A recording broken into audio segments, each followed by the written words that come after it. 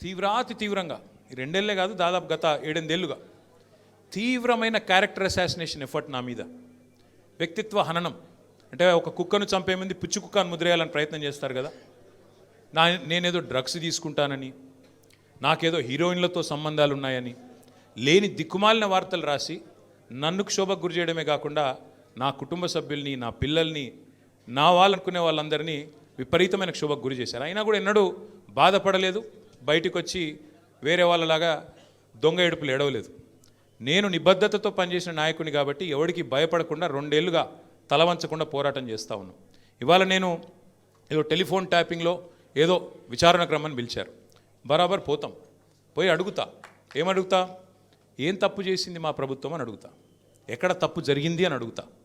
ఇవాళ వారు సమాధానాలు చెప్పాలి నాకు. గత 2 ఏళ్ళుగా ఈ ఫోన్ ట్యాపింగ్ పేరిట ఒక డైలీ సీరియల్ మాదిరిగా, అంతులేని కథ మాదిరిగా లీకుల రూపంలో ఏదైతే మా వ్యక్తిత్వ హననం జరుగుతుందో దానికి బాధ్యులు ఎవరు అని అడుగుతా. ఎవరో హీరోయిన్ల ఫోన్లు ట్యాప్ అయినాయని మీరే ఒక 2 నెలలు నడిపిస్తారు డ్రామా. పోలీసు వాళ్ళు, కాంగ్రెస్ పార్టీ వాళ్ళు మీరే లీకులు ఇస్తారు, మీరే రాయిస్తారు, మీరే మళ్ళీ మీదికెళ్ళి మా వ్యక్తిత్వ హననం చేసే ప్రయత్నం చేస్తారు. ఇక వీళ్ళని బెదిరించిందట, వాళ్ళని బెదిరించిందట అని మీరే రాపిస్తారు 2 నెలలు. మళ్ళీ 3వ నెలలో మీరే రాపిస్తారు. ఏ హీరోయిన్ల ఫోన్ ట్యాప్ కాలేదు, ఎవరిది కాలేదు, అంతా బోగస్, ఇన్ని రోజులు మేము చెప్పిందంతా తూచ్ అని చెప్పి మళ్ళీ మీరే రాయిస్తారు. మరి నా పరువుకి, నా ప్రతిష్టకు కలిగిన నష్టానికి ఎవడు బాధ్యుడు?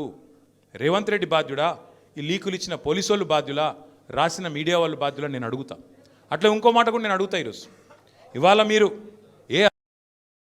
ఈ రాష్ట్రంలో పోలీస్ అధికారి ఈరోజు రాష్ట్రంలో ఫోన్లు ట్యాప్ జరగడం లేదు అని చెప్తాడా? ముందుకొచ్చి మీ కెమెరా ముందుకొచ్చి చెప్పే ఒక్క పోలీసుడు ఉన్నాడా? డీజీపీ శివధర్ రెడ్డి ముందుకు వస్తాడా? ఐజీ ఇంటెలిజెన్స్ ముందుకు వస్తాడా? కమిషనర్ సజ్జరాన్ ముందుకు వస్తాడా? భారతదేశంలో స్వాతంత్రం వచ్చిన తర్వాత ఆనాటి నుంచి ఈనాటి వరకు, నెహ్రూ గారి టైం నుంచి ఈరోజు మోడీ గారి టైం దాకా గూఢాచారి వ్యవస్థలు ఎప్పటికప్పుడు పనిచేస్తూనే ఉంటాయి. గూఢాచారి వ్యవస్థ ఎందుకు పనిచేస్తుంది? పోలీస్ నిఘా వ్యవస్థ ఎందుకు పనిచేస్తుంది?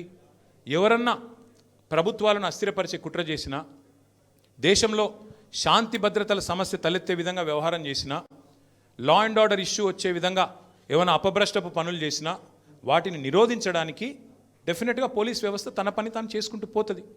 2015లో మన తెలంగాణ రాష్ట్రం ఏర్పడ్డ తొలినాళ్లలో మా ఎమ్మెల్యే గారిని ఒకరిని కొనడానికి ఒక దొంగ 50 లక్షల రూపాయల బ్యాగ్తో వచ్చి దొరికిండు. దొరికిన తర్వాత ఆ దొంగ మీద ఏమైనా నిఘా పెట్టిండ్రేమో పోలీసులు. మాకేం తెలుసు? మాకేం సంబంధం? పోలీసులు దొంగలు, వాళ్ళకు సంబంధం ఉంటుంది, మాకేం సంబంధం? మధ్యలో రాజకీయ నాయకత్వానికి. ఇవాళ వాస్తవం ఏంది? 2015లో ఏ దొంగనైతే దొరికిండో 50 లక్షల రూపాయలతో అడ్డంగా రాష్ట్రం మొత్తం చూస్తుండగా ఆ దొంగ ముఖ్యమంత్రి అయి కూర్చున్నాడు. ఆ దొంగకి ఏమనిపిస్తున్నది? మిగతా వాళ్ళు కూడా నా లెక్కనే రాజకీయ నాయకులందరూ దొంగ పనులు చేస్తారు, మిగతా వాళ్ళు కూడా నాలాగనే బురద అంటియాలి, వాళ్ళను బదనాం చేయాలి. అందుకే ఏం చేస్తున్నాడు? విచారణ పేరిట ఆదేశాలు జారీ చేస్తూ ఉన్నాడు.